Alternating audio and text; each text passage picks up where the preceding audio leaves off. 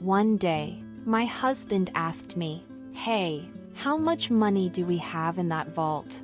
I chuckled and replied, probably around $500,000 in total now. The next day, when I got home, I found signed divorce papers on the living room table, and both my husband and the vault were gone. My name is Helen, and I'm a 58-year-old working housewife. Despite everything, I still work hard at my job. You see, saving money is a hobby of mine. When I was a child, my mother opened a savings account for me. She told me that depositing money in the bank would make the numbers in my passbook grow, and I found that very enjoyable. I started by depositing just $1 at a time and loved watching it grow. Each year, when my savings increased by a few cents in interest, it was a delightful surprise to my young self. Being fond of money and how it works, I became a financial planner and gave advice on asset management. One day, a college friend told me about an old childhood friend who was in serious trouble due to debt. They asked if I could give him some advice, so I decided to meet with them. This old friend was a handsome man with a refreshing smile. My friend explained that despite his looks, he loved gambling and was struggling to make ends meet. I thought I might have some good advice for him. His name was Mark. As I listened to his story, he admitted he loved gambling, just like his parents, and had even taken on their debt. He seemed quite worried, and I found his troubled expression rather endearing. Because my friend had asked, I gladly agreed to help him. Looking back now, perhaps I had a bit of a crush on him, but I never imagined that this would lead to a series of troublesome events. Anyway, I advised Mark to consolidate his debts and reduce his monthly payments so he could manage his life somehow. Not long after, Mark and I started dating. My friend opposed it, saying, I wouldn't recommend being with him, but we went ahead and got married. I thought that getting married would help us face Mark's debt together. My income was pretty good for my age group, so most of Mark's income went toward his debt. I made sure he cut ties with his parents to prevent the debt from increasing further, and I gave Mark a monthly allowance of $500. When Mark decided to cut ties, his mother yelled, "Ungrateful child! I wish I'd never given birth to you." It's only natural for a child to repay their parents' debts. His father also said, "Where's that thieving cat? I can't rest until I give her a piece of my mind. You don't belong to us." My husband, exhausted from having to deal with my in-laws' debts all this time, finally told them, "Enough is enough. I'm not your ATM. I'm trying my best here," and came back to me. He finally felt relieved to be free from my in-laws, who constantly brought up their debts. Soon after, we had a son. Our son Kevin is handsome, just like Mark. He's my pride and joy. However, Kevin seemed to pick up on his father's lack of discipline and indecisiveness. Just as our son noticed, Mark's carefree character didn't change. He continued borrowing money from predatory lenders, dealing with loan sharks, and tricking friends into lending him money to gamble away. We went through a lot, but I managed to keep Mark in line over the years. After 23 years, we finally got Mark's debt down to about $10,000. We were almost at full repayment when Mark received a call from his parents. "Please help us," his mother pleaded. "Your father has collapsed. We're at the hospital now. Can you come?" "What? Which hospital? What's his condition?" Mark asked in a panic. "Your father suddenly collapsed, and we had to call an ambulance." His mother sobbed. "Mom, pull yourself together. What hospital are you at?" Mark left work early and rushed to the hospital. He messaged me, "Helen, Dad collapsed. I'm at the hospital now. I'm sorry I broke our promise and went to see my parents. I'm really sorry to hear that your dad collapsed. How is he now?" I asked. Mark sighed. "He had a minor stroke. His life isn't in danger, but he needs to avoid overexerting himself. Both my parents are feeling pretty low. I want to stay with them for a while. Is that okay?" "Of course, honey. I replied. Go and comfort them. Should I come too? No, it's okay. You're busy with work, and they might treat you poorly again, Mark said. I gave Mark a little extra money for hospital visits. They probably couldn't pay for the hospital fees. Since then, Mark seemed to visit his parents often. Each time, he took $200 or $300 from me. I guessed my in-laws were struggling financially and were taking a bit from Mark. It amounted to around $1,000 to $2,000 a month, but I let it slide for now. A year has passed since my father-in-law collapsed. Both my in-laws have aged, and I guess they wanted someone to lean on. My hobby, as always, is saving money. One day, I took out my bank book from the vault with a grin. Mark, who usually wasn't interested in me, stared at me and asked, "Hey, how much money do we have in that bank account you always look at so happily?" "It's about $500,000 now," I answered casually. But the next morning, I found a filled-out divorce form left in the living room, and both Mark and the safe were gone. As I was having breakfast, I couldn't help but smile. I knew Mark had been eyeing the money in the vault. Moreover, he had planned to take the entire vault. He's really not smart, but imagining him carrying the whole thing almost made me burst out laughing. We have a black cat named Luna, and we've installed a pet camera to watch her. Luna's adorable antics are the highlights of my day. I watch the camera during my lunch breaks, no matter when I look. My child is just adorable. One day, as I switched on the camera, there they were in our living room on a weekday, my in-laws and my husband, Mark. They were having an unbelievable conversation. "Oh, you're living in such a nice house, Mark. Having a good salary makes your mother so proud," my mother-in-law said, flattering my husband. "Indeed, I am proud," Mark's father added. "You know, I make a pretty decent salary myself, but Helen takes all of it, so I only get an allowance of $500 a month," Mark said. "Oh, you poor thing. You've been working so hard. Your mother understands." They consoled him. "I can't believe she takes all your salary and gives you only $500 a month. That's outrageous. You should be getting more. Why are you obeying such a tyrant like Helen? You could be living much better on your own. You're our pride, Mark. You could have saved hundreds of thousands by now, but she's just exploiting you. You poor thing." My mother-in-law began to sob. "Yeah, I've been thinking the same thing. You guys are right," Mark agreed. "What is he talking about?" He seemed to have completely forgotten that I've been working hard to pay off his debt.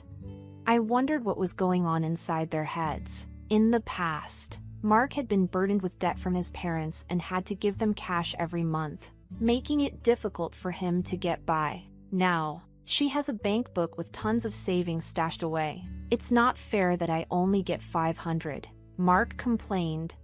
The moment he said that, my in-laws' eyes lit up. They exchanged glances. "So how much is in the bank book?"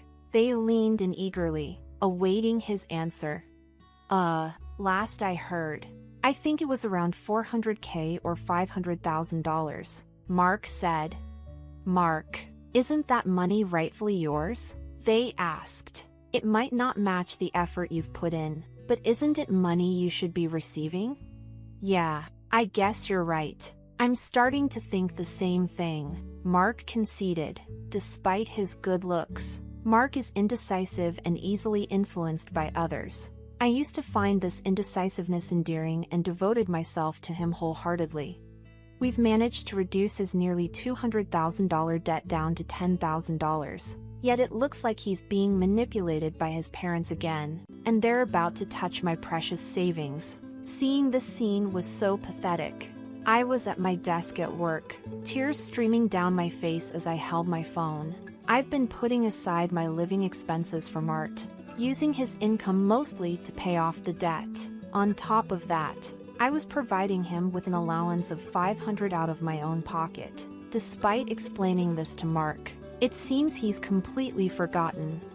What have these past 23 years been for? I felt so sad and pitiful. My heart ached as if I was drowning in my own tears. I felt like I was disappearing, on the verge of breaking, but I made sure to record the conversation and sent the data to my son. That day, I left work early due to sickness. I went to my usual bar and drank heavily, spilling out everything to the bartender. In such a state, the bartender comforted me gently. He casually said, "Why do you grieve for such a person? You did nothing wrong. There's no need to live for them. Live for yourself." At that moment, all my intoxication and love for my husband faded. "Thank you, sir. Next time, we'll share a pleasant dream." I went back home after saying that to the bartender. Entering my study, I began to think, how would I steal the bank book inside that vault? I couldn't even begin to imagine, but I needed to devise a plan. I will show them hell. They shouldn't underestimate me. I concentrated harder than usual. Gathering evidence was the first step. From then on, I frequently checked the pet camera every day. Then the ugly truths began to surface. My husband was bringing home a young woman during his supposed work hours. It seemed like he was bringing her over about 3 times a week. I couldn't believe I had to witness my husband's infidelity when all I wanted was to watch our cat, Luna. Luna also seemed to be scared and wouldn't show up. They ruined my precious relaxation time. No more than that. They betrayed me, which I can't forgive. One day, I'll punish them severely. One day, while I was working, I activated the pet camera. This time, it wasn't the woman my husband was having an affair with, but my in-laws were at our house again. "So, is everything arranged to take that bank book from Helen?" they said with an unpleasant grin. "You're smart. You must have thought of something, right?" "Yeah, I thought about it. I'm thinking of taking the entire vault. It'll be easy." "Hey, that vault is quite heavy. Are you sure you can do it?" "I'll be fine. I'll load it on a cart. Help me out, Dad." "All right. I'll assist you anytime." The safe weighed about 120 pounds, as I suspected. My husband Mark was good-looking but not very smart. I pledged in my heart once again to drag these people down to the depths of hell. If we have that money from the bank book, we can go to the casino as a family. We can live as a family of 3 again. That's right. Let's live happily with the money from that bank book. Right, Mark? Yeah, but I do feel a little bad about Helen. She was saving up so happily. You can't be so weak-willed. We're doing this for your happiness. Remember? Right. I'll be happy. Besides, you found a new wife, haven't you? Quickly divorce that woman. I have to divorce for her sake as well. I'll leave the divorce papers here. That's right. We're waiting for the money from that bank book and the new wife. So, I'm going to be divorced. Well, I guess that makes sense. I found myself strangely accepting. But just how down bad are these people for some money? I was sipping coffee at my office desk, recording the scene on my phone screen. I wasn't even upset or sad anymore. If they had such intentions, so did I. I was going to show them all hell. I was fired up, and then the day finally came. "Hey, how much money is in that passbook in the vault? You always seem so happy when you're looking at it." "Right now, there's about $500,000 in there." The next day, when I got home, there was a signed divorce paper in the living room, and both my husband and the vault were gone. I had a smirk on my face while having breakfast. I acted quickly afterward. I immediately filed the divorce papers and contacted my son. "Kevin, your father finally stole the vault. I can't believe he managed to carry it. It's so heavy." "Mom, I think it's about time you end things with Dad. By the way, did he take everything in the vault too?" "Actually, I moved all the money to online banking. The passbook is essentially worthless now. The most valuable thing might have been the safe itself since it was so heavy." Oh, by the way, I've already filed the divorce papers. Now, I'm thinking about filing a police report. What do you think? You should file a police report, and it would be best to hire a lawyer. Oh, right, a lawyer. I already had a private investigator on it, but hadn't thought about a lawyer. Thanks. I'm cutting ties with that too. Kevin seemed exasperated. As Kevin suggested, I reached out to a lawyer through my private investigative contact. I handed over the recording from my pet camera to the police and the lawyer and waited.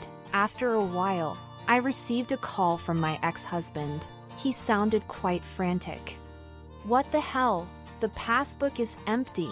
What happened to the $500,000? You tricked me. That was my money. Where is it? Tell me now, or I'm going back to the house and abandoning your cat. Luna.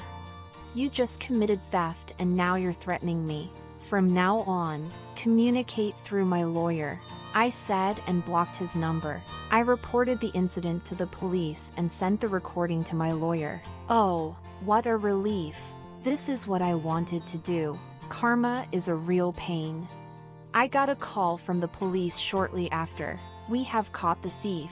However, the vault was damaged. It appears he forced it open. The things inside it were burned. My ex-husband and his parents learned that the passbook balance was zero, and apparently, they set the things inside the vault on fire. Even though it was his first offense, my ex-husband spent a few days in police custody. His parents were released with a stern warning. My ex-husband broke into the house he used to live in after he was released. Hey, open up! I've come back. I'm sorry. It was just a small prank. Let me in. Let's talk. You haven't filed the divorce papers yet, have we? We're still married, right? Don't make a scene in front of the house. This is no longer your house. I've already filed the divorce papers. We are strangers now. Leave now, or I'll call the police. You jerk! This is my house. Open up! Open up! I called the police when he started causing a scene. 10 minutes later, he was taken away by the police again. I then called my lawyer, explained what happened, and had him start the process of getting a restraining order. Afterward, I asked my lawyer to sue for emotional distress due to infidelity. The lawyer said we might not get much money from his broke family, but none of that really matters. I'm definitely going to demand alimony. It seems the reason he broke into our house was because he was discarded by his mistress and apparently wanted to get back with me. His mistress promptly transferred $10,000 in alimony and seemed to have fled. It seems they split after the vault incident. When the money runs out, so does the love. I'm sure he was enticed by my $500,000. My underpaid ex-husband, who still has $10,000 in debt, and his gambling-addicted parents seem to be struggling with daily life. He appeared to be living in an old single-room apartment without a bath, constantly quarreling among the three of them. This information came from my lawyer. My ex-husband pleaded, I can't afford to pay the alimony. Please reduce the amount. And my ex-husband, who got involved with the police, was on the verge of retirement but apparently got fired from his company. The elderly parents-in-law have managed to find jobs in cleaning and seem to be barely making ends meet. My ex-husband is now working 3 part-time jobs. But these 3 are gambling addicts, so no matter how much money they have, it disappears. There's no helping them. I had my lawyer tell them, no reduction. Stay away from her. If you're really sorry, show it with money. If he had stayed with me, he had planned to end the remaining $10,000 debt by the time he retired. But he fell for the sweet talk of his gambling-addicted parents-in-law at the end. How foolish. This $500,000 is an accumulation of my savings that I have started building from a very young age. I find it enjoyable to save small change. There's just something fun about updating the bank book. So, I think I'll start a new bank book. Right now, I'm living a relaxed life with my black cat, Luna. My son visits occasionally and tells me about his girlfriend. This time, I'm going to spend time for myself. I need to buy a new vault. One that's so big that a person can't carry it. Right, Luna? I am the happiest I've ever been. As my niece and I settled in for a night of house sitting at my elder brother's place while he and his wife were away, a curious moment unfolded. Amid our lively discussions about our plans for the following day, my niece surprised me by indicating she was ready for bed. With swift determination, she slipped into the closet without hesitation, leaving me momentarily stunned. Hastily reaching out to stop her, I was met with a puzzled look. I'm Melissa, a 24-year-old housewife, and my brother, 5 years my senior, has always been a steadfast presence since we lost our parents early in life. Our bond remained strong even after we both married, and we continue to lean on each other for support. While my in-laws are wonderful, they reside in Alaska, making it challenging to rely on them for immediate assistance. As for my brother Sam and his wife, their union was hastily arranged after a clash with her parents, leading to an ongoing estrangement. With no nearby relatives to lean on, our bond of unwavering support flourished. It grew even stronger when Sam and his wife welcomed their daughter, closely followed by the arrival of a little girl into my own family 4 years later. Living in the same city, the daughters became inseparable, akin to true sisters. As the years passed and my niece Sarah approached her 10th birthday, Sam shared his plans for a special 10th wedding anniversary trip. "Melissa, would you mind looking after Sarah while we're away?" Sam's request came with a touch of hesitation. "It's just a short overnight trip nearby, but we thought it'd be nice to have some time alone." I readily agreed, eager to assist. When we discussed logistics and I inquired about picking up Sarah, Sam shook his head, indicating a different plan. It became clear he wanted me to stay over at their house with Sarah, concerned about leaving it unattended for security reasons. I playfully teased Sam about his excessive concern but eventually relented. Opting to spend the night alone, I left my daughter, who still harbors some sleepover jitters, in the care of my husband. On the day of their anniversary getaway, I headed to Sam's house. Holding Sarah's hand, we bid farewell to her parents. She seemed a tad apprehensive as she watched them depart, but our house-sitting escapade was about to commence. Initially, I had planned to bring my daughter along and have my husband retrieve her at bedtime. However, Sarah adamantly refused, so I abandoned the idea. While I know she enjoys my daughter's company, she remained firm in her decision without offering an explanation. Sensing her disappointment, I'd offered to treat her to a playdate at my house after breakfast the next day, sparking a glimmer of excitement in her eyes. Sarah typically tailors her play to include my daughter, so I brought along some slightly more intricate games and puzzles that adults could also enjoy. As I laid them out, I asked her what she fancied playing. We whiled away the hours engaged in games and cooking dinner together, yet Sarah remained by my side, casting nervous glances around the room. Initially, I attributed her behavior to potential loneliness or lingering nerves from being away from her parents, but even after several hours, her demeanor didn't shift. Concerned, I gently probed if something troubled her, but no matter how many times I inquired, her response remained the same. "No, it's nothing," without divulging further. Sarah's guarded behavior hinted at an unseen apprehension. It wasn't until bedtime approached that I grasped the gravity of her unease. Sarah slipped into her pajamas, a smile adorning her face as she swung open the closet door, and declared her intention to turn in early, planning to head to my house in the morning. To my surprise, nestled within the closet was a bed, its presence catching me off guard. Attempting to make sense of the situation, I watched as Sarah swiftly settled onto the bed, bidding me good night while nudging the door closed. My astonishment spilled out in a raised voice. "Wait, Sarah, are you planning to sleep in there?" Her response, delivered with a solemn expression, affirmed her decision. "Yes, but it's okay. I'll keep it slightly ajar. If anything happens, I'll wake up immediately."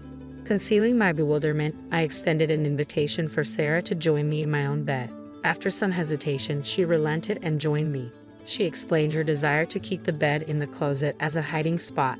Though perplexed by her reasoning, I reassured her it was perfectly acceptable. With a bright tone, I queried why she felt the need for a hiding spot.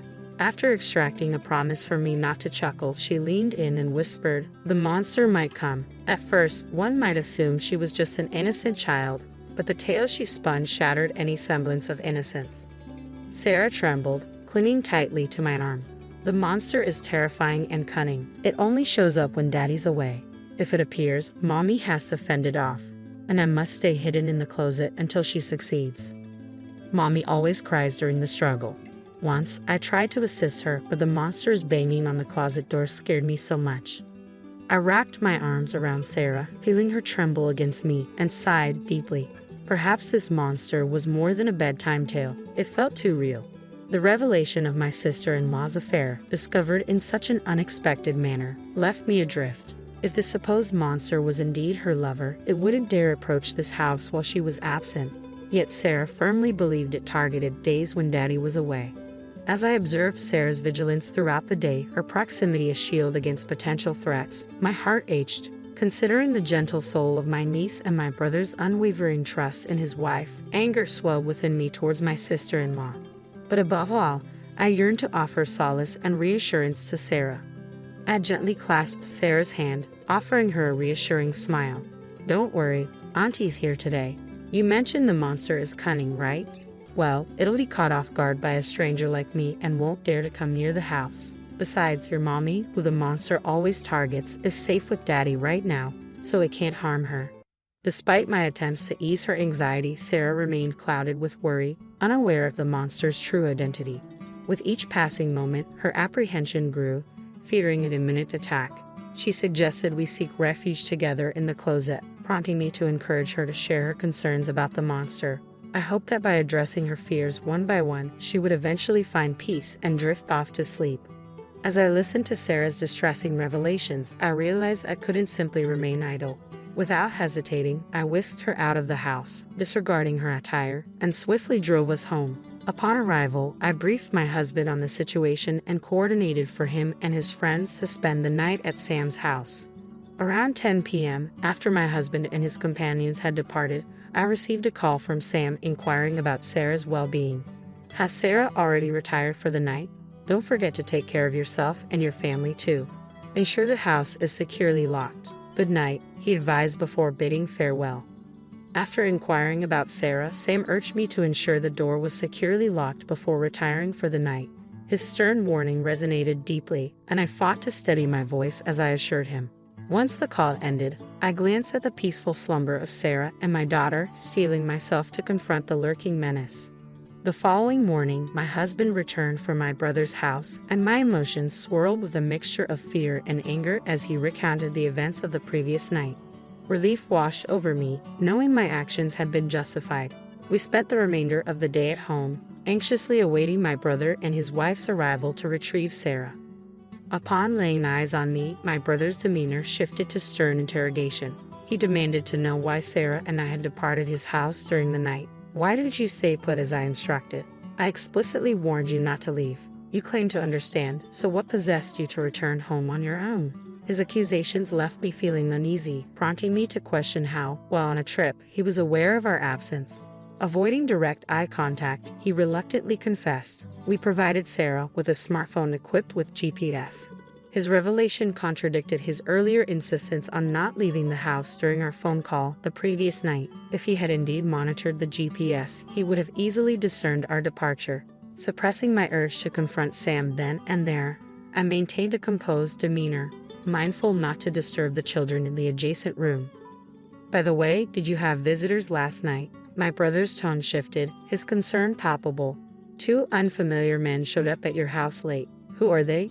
Why would they come to a house that's meant to be occupied only by Sarah and you in the dead of night?" His voice quivered, though not from fear of the unknown intruders, but from a different source altogether. As he spoke, it became evident he was treading cautiously, his eyes darting around. "About those men," I pressed for clarification, but my brother's attempts at evasion were interrupted by his wife, Kate. Whether she was anxious about further discussion or for other reasons, she abruptly called for Sarah and declared they were heading home. As Sarah emerged from another room upon hearing her mother's call, Kate seized her hand with an unmistakable force. Abruptly, Sam's demeanor shifted, his words carrying an abrupt finality. "I can't forgive what happened, but we're leaving today," he declared, urging Sarah to depart the room. Despite my efforts to dissuade them, my brother and his wife remained resolute in their decision to leave. Ignoring my pleas, they pressed on without a backward glance. Witnessing Sarah's resistance to her parents' departure, I swiftly drew her close. "What's going on?" Kate's startled cry echoed as she released Sarah's hand, but I shielded the child behind me, creating a barrier between us and the departing couple. Amidst their hostile tirade, my husband and I stood firm, adamantly refusing to surrender Sarah. As they advanced toward us with fury in their eyes, we managed to usher them out of the room, firmly asserting our stance against allowing Sarah to be taken away. Swiftly, a waiting police officer intervened, promptly detaining the agitated couple. Confusion reigned as the officers attempted to contact my brother and his wife. Sam vehemently insisted to the officer that it was we who should be detained, alleging that we had taken Sarah from her home and were holding her against her will.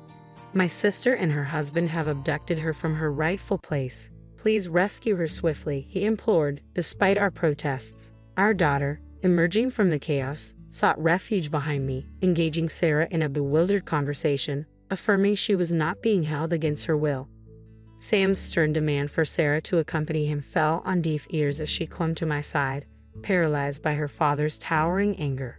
Kate remained silent beside the officer, casting furtive glances at Sam, hinting at an unspoken message intended for him and Sarah. As the officer restrained Sam, who was causing a scene at the entrance, my husband intervened, holding his smartphone aloft. Sensing the tension, I ushered Sarah and our daughter back into the adjacent room, urging them to close the door to muffle any sounds. With their safety ensured, my husband silently played a video he had recorded in my brother's house the previous night. As the footage unfolded before their eyes, a ghostly pallor washed over the couple's faces, betraying the shock of realization. The video unfolded with eerie precision, capturing the quiet turning of the house key followed by the stealthy entrance of two unknown men, seemingly armed with a duplicate key. Their jovial demeanor upon entering, coupled with mentions of my brother's name, sent shivers down our spines. "You guys are ghosts too, huh?" they quipped, followed by a chilling joke about discounted rates, invoking my familial connection. With smirks etched across their faces, they directed their attention to my husband and his friends. Evading direct inquiries, my husband's friend offered a vague response, prompting one of the men to boast about the sum paid, hinting at a close relationship with my brother and his wife. Their unsettling remarks took a darker turn as they casually mentioned their plans involving Sarah. As the camera caught a glimpse of their profile, a sinister aura emanated, rendering them more villainous than any mere monster. From my vantage point, the screen remained obscured, but the chilling audio alone sent shivers down my spine. Following the playback, my husband's friends wasted no time interrogating the intruders, probing into their frequent visits and habitual pairings. Their inquiries soon turned to Sarah and me, a sense of urgency tainting their tone. My husband's terse admission of our absence seemed to jolt the intruders into reality, realizing the gravity of their situation. With mounting tension, the men made a hasty exit, their hurried departure leaving lingering questions in their wake.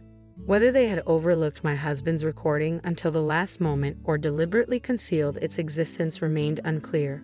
My brother, appearing visibly shaken, vehemently protested his ignorance, clinging to the belief that he was being framed. However, the damning evidence presented in the video, entrusted to me and young Sarah by my brother, shattered any lingering doubts. His feigned ignorance failed to sway anyone, leading to his apprehension by the authorities. Kate, though feigning innocence, found herself under scrutiny as well, her involvement questioned by the officers who had heard Sarah's testimony. Consequently, both Sam and Kate were escorted into custody, their roles in the unfolding drama under intense scrutiny. During the police investigation, Sam and Kate eventually came clean, leading to their arrest. Shockingly, Kate had been orchestrating a lucrative scheme, inviting men to their home while Sam was away at work and profiting from their visits. When she realized there was a demand for children, she exploited Sarah, carefully skirting the law to assist her mother, who was under pressure from unsavory individuals. Innocent Sarah, unaware of the sinister motives, innocently posed for photos which Kate used to entice potential clients. These were innocent snapshots, devoid of any suggestive content, captured with a disposable camera and only lent out to interested parties, never sold. While I detested Kate for her actions initially, it seemed like a matter that didn't directly concern my husband and me. However, things took a darker turn when Sam not only condemned but actively participated in the exploitation, rather than reprimanding his wife or protecting their daughter. So, instead of addressing the issue, Sam decided to expand the operation, recruiting men to become clients, believing that more employees would lead to increased revenue. With this simple yet flawed logic, he devised a plan to involve me in his business. Knowing I would never willingly agree, he resorted to coercion, using the threat of exposing the photos as leverage. Their scheme took a sinister turn when they carefully selected a day when the neighbors were absent, locking both Sarah and me inside their house.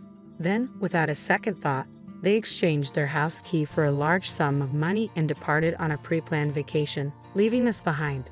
Unbeknownst to them, Sarah, who had always dutifully obeyed their commands, chose to reveal the truth in order to protect me.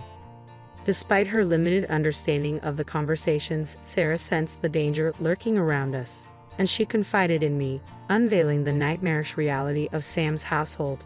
Faced with this revelation, I implored my husband to capture the perpetrator's activities on camera that very night. Their inadvertent disclosure provided crucial evidence for the police, prompting swift action upon my report. Simultaneously, I notified child welfare services to ensure Sarah's safety.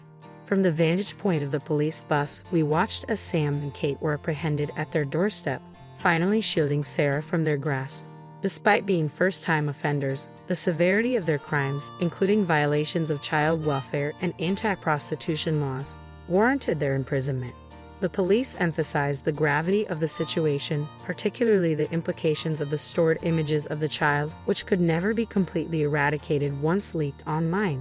The chilling reality of their actions struck me to the core as the police relayed this information. Fortunately, Kate hadn't digitized or sold the photos of Sarah and had kept them securely stored, averting any potential leaks. It's baffling to comprehend how my once kind and dependable brother Sam could devolve into such a monstrous figure. Until then, our relationship had been characterized by mutual support, making it all the more frightening to realize how deeply he had descended into darkness. Despite their arrests, I still grapple with the enormity of their actions. Following Sam and Kate's apprehension, the authorities also interrogated the other individuals involved.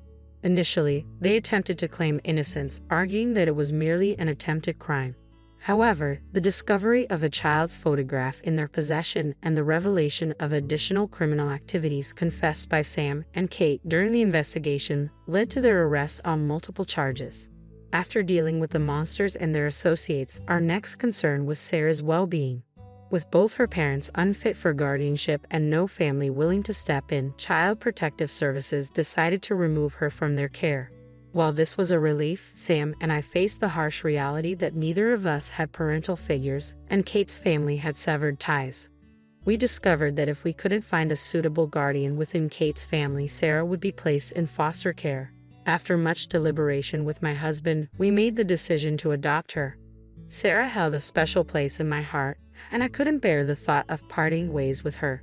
Thankfully, my husband shared my sentiment, and we saw this as an opportunity to start anew in the countryside, closer to my in-laws. Moving to the countryside not only provided Sarah with stability but also allowed my daughter to spend more time with her grandparents, whom she adored. She was thrilled to have Sarah as her older sister, fulfilling her long-standing wish. Freed from the clutches of her parents, Sarah quickly adapted to her new role and environment, embracing a life filled with peace and happiness. I am Christina, and I am 32 years old. Steve and I have been together for 6 years, and I love him very much. I wanted to marry him my whole life and asked him to marry me several times, but each time he politely said no. But he finally agreed to my 5th request not long ago. Right now, we're busy getting ready for our wedding by making plans and picking out clothes. But even with all of this work, every day is fun, and I hum songs without even realizing it. Then one day, while I was happy, a prenuptial agreement was put in front of me. Steve had said that this agreement was needed in order to get married. What was agreed upon was that what belonged to each of us before we got married would stay the same. We would not mess with what the other person gets in the future, and we would update this document if our family situation changed. Steve, are you really worried about this? I asked him as he signed the paper. Well, it's just for peace of mind, just in case, he said. It's important for both of us, I believe. But I was more excited about the days ahead with him than I was about why he was so set on this deal. But a small event was about to happen. Steve has two older brothers who are a bit strange. Steve told me not to believe what those two said when I met them before our wedding. They're a bit odd. Don't worry about it. In his words, the people who will be my in-laws gave a small, unclear smile. I almost forgot about them because I hadn't seen them in a while. Then one day, while Steve was at work, I got a call from a number I didn't know. "Chrissy, you like fish, right?" This call from my brother-in-law, whom I had only met once, caught me off guard. What is this? I knew that Chrissy was my nickname, but who was it? I knew it wasn't a stranger because they called our home phone. It was a voice on the other end of the line that made me think of what it was. Haha, you don't know who I am. I'm Steve's brother and your new older brother. What kind of brother-in-law? What is it? Steve has two brothers, but this voice belonged to someone else. It has been a while. What took place? Asked but was still not sure what to do. He told her, "Today I went fishing and caught a lot of salmon.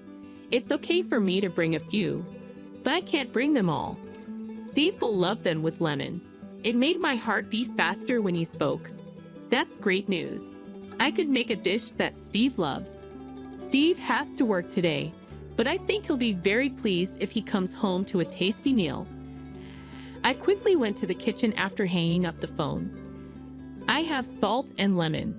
Right then, let's make a tasty dish.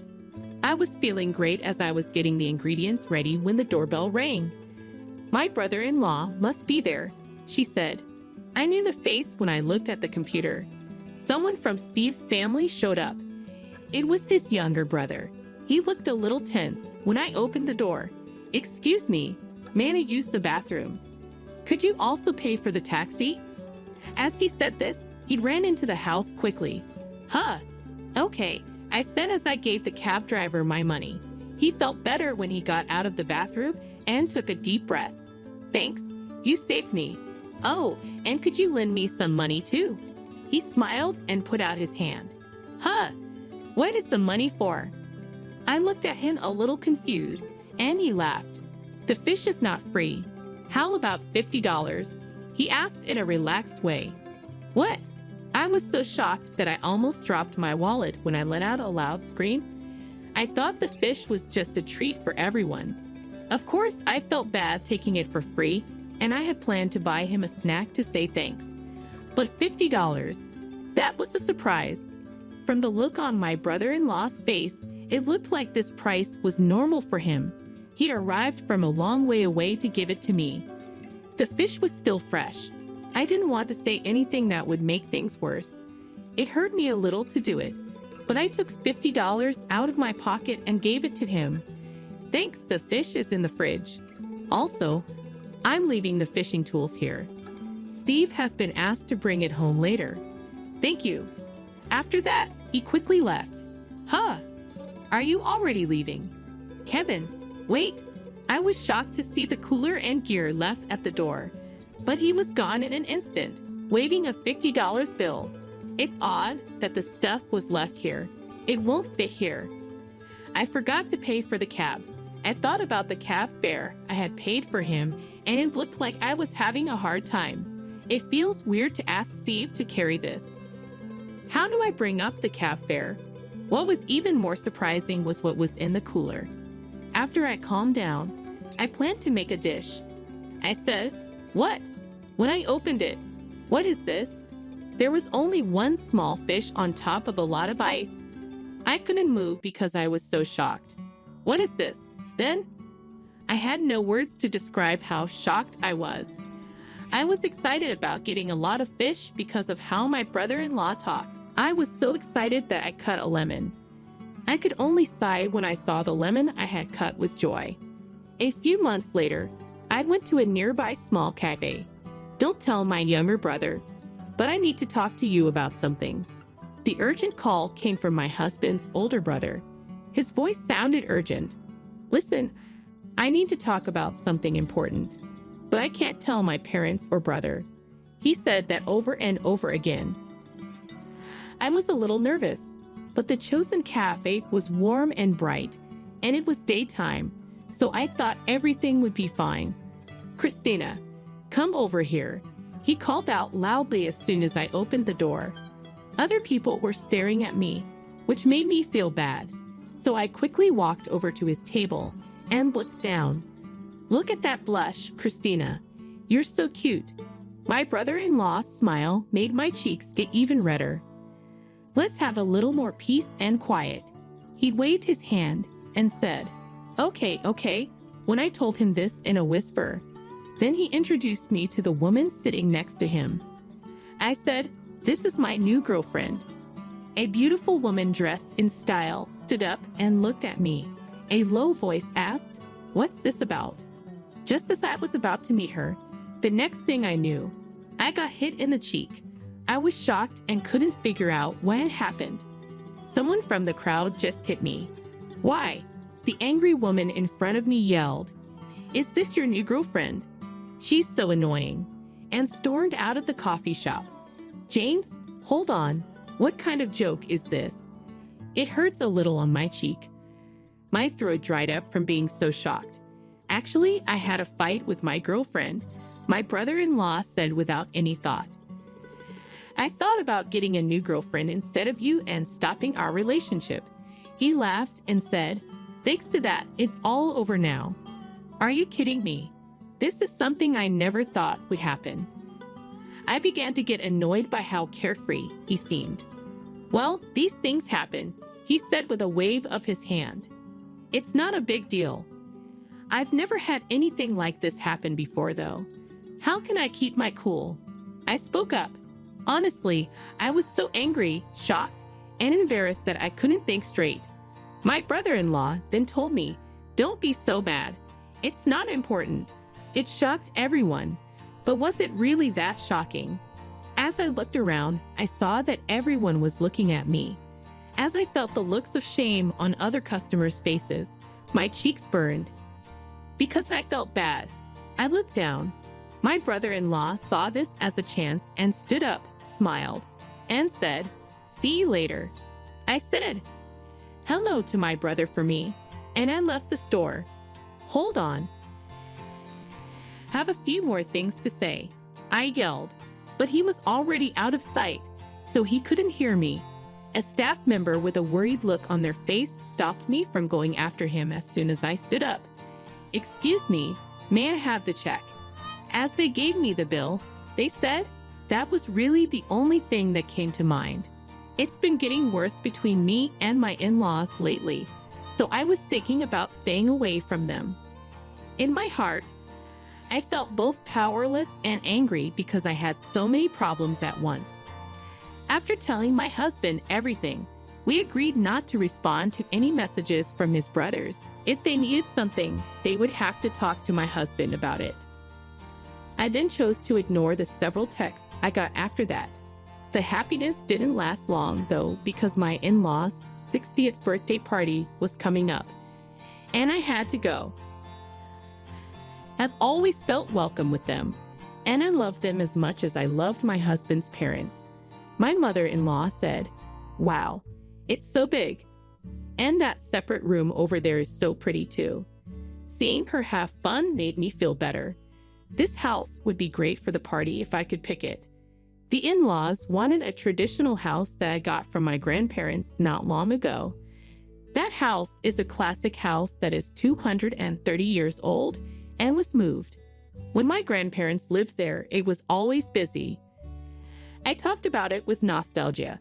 The first time I met my wife, it was also in such a traditional place, my father-in-law said as he thought back.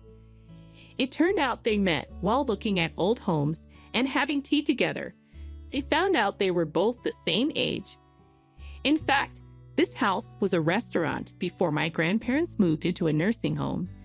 My mother-in-law made me feel better by telling me today was special and the place was perfect. She felt bad that she hadn't invited them sooner. Those words made my heart a little warmer. They looked at the house and yard for 2 hours before the party started. During this, the oldest brother came in, making a lot of noise and looking a little unhappy. "What is this? We're having lunch in such a quiet place, and Steve is the only one here to greet us." The oldest brother said, "That's surprising." Steve answered with a smile, "This is what Mom and Dad want. They wanted to spend time with their family in a cozy place. This lunch is a special one from a well-known shop in the area." I remembered how excited I had been for that lunch when Steve said that. The second brother spoke up with a worried look on his face and said, "Even if it's a special lunch, it's still lunch. In such a lovely house, shouldn't we have gotten fancier food? Steve, aren't you being too cheap?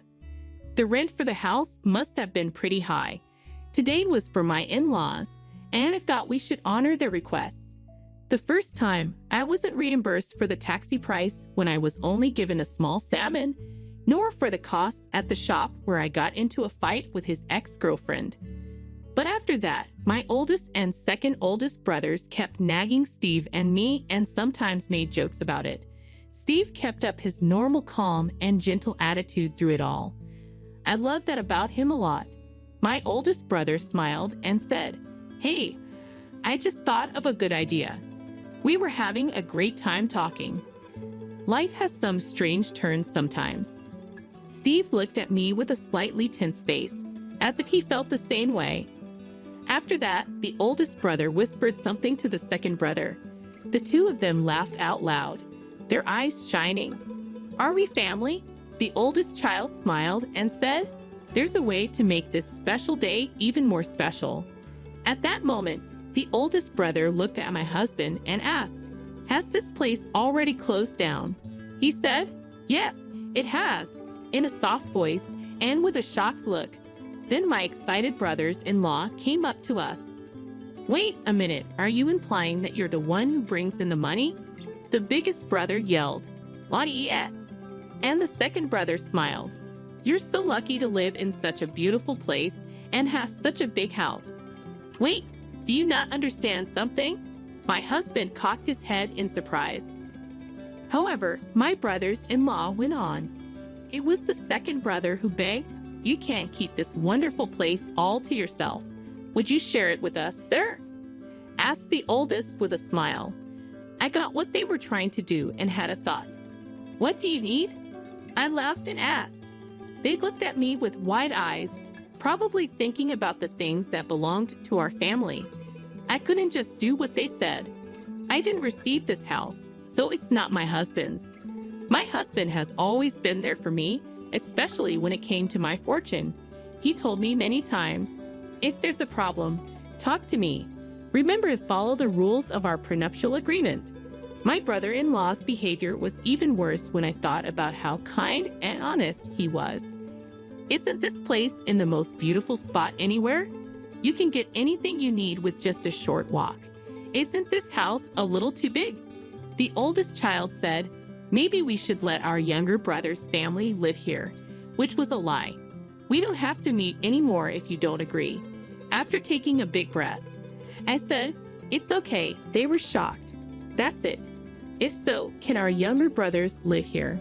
"Yes, of course," said with a smile. "Not just for the second oldest brother, but also for you. I hope everyone likes the house. These are the keys." When I gave them the keys, my brothers-in-law's faces lit up right away. "That's it. We're very thankful." "Yes, Christina.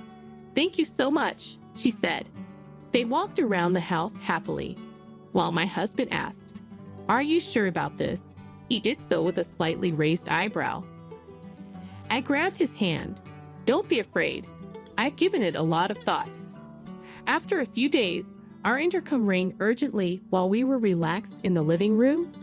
When they opened the door, my in-laws looked scared. "Why is this taking place?" We didn't know that the house was going to be torn down. They held up a warning to tear down the building. "Oh, that was planned," I said in a calm voice. They were shocked and asked, "Why?" I told them, "There will be a new apartment building built there. In order to do that, the current house has to be torn down. They were dumbfounded as they looked at me. I also said, the high-end restaurant has been offered to move because it is in such a great spot. While the 60th birthday party was going on, I left it alone, but today is a big day for it. They looked at each other worriedly. Seeing how surprised they were made me feel a little better. Is the house really going to be torn down? Are you sure? I smiled and said, yes, I am.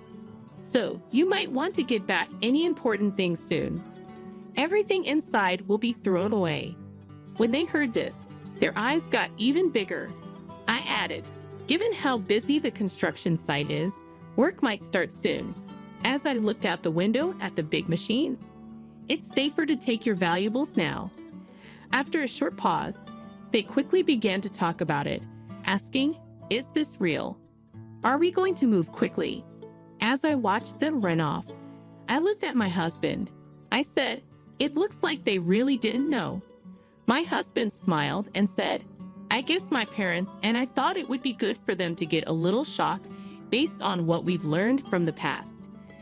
But we may have caused the workers trouble. The house keys were given to my in-laws? That's true. I told my husband and his parents the right way to go about telling them about my plans to move into a new house. Of course, I also told them that the house had been bought and gave them information about the date of the handover. They could have told the brothers the truth, but it looks like no one did in the end.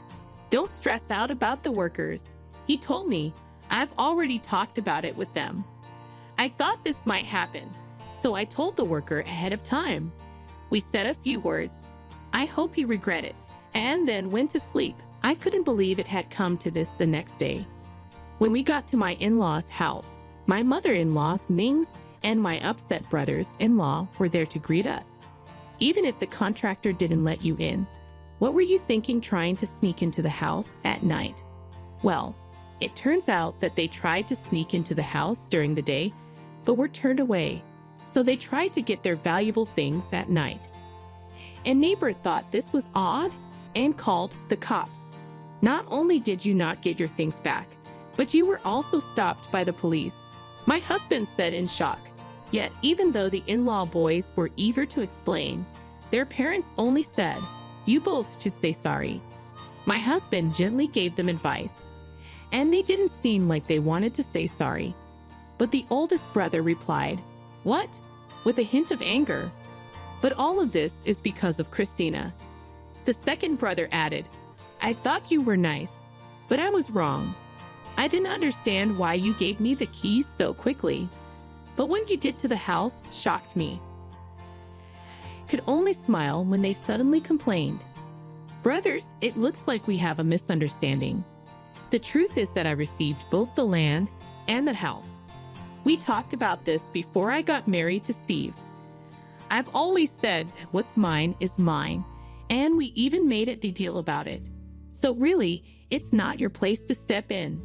A contract, I asked. The in-laws looked shocked, though. I chose to make things clear. There have been many ideas about what to do with the land since my grandparents' time, but they always wanted to keep it the way it is.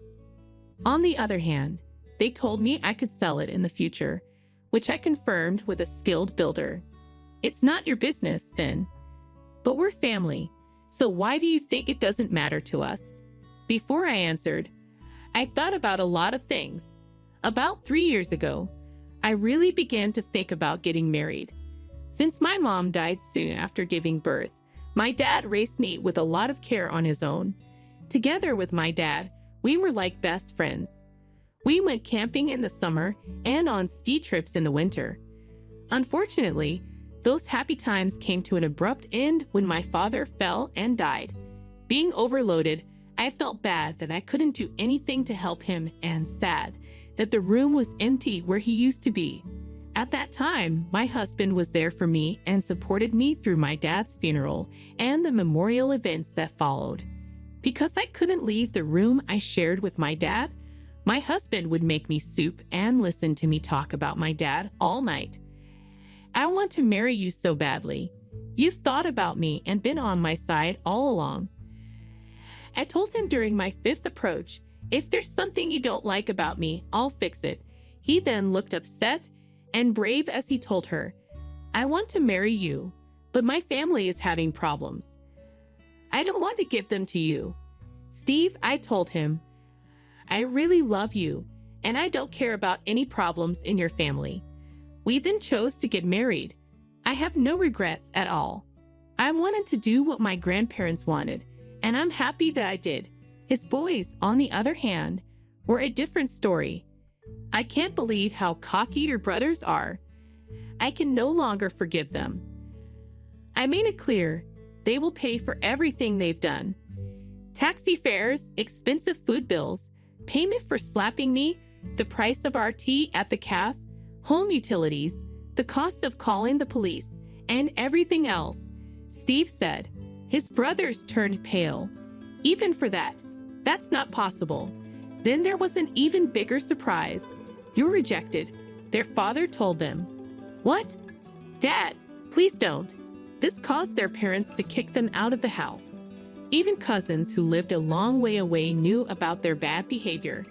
The brothers' women and families left them because they had lost their place. They now seem to live in peace and quiet in a small room. Is this our new house? Is it really possible to live here without any problems? We moved into a fancy high-rise house next door to Steve's parents. Of course, we agreed to buy this floor in the building before we could give up the land.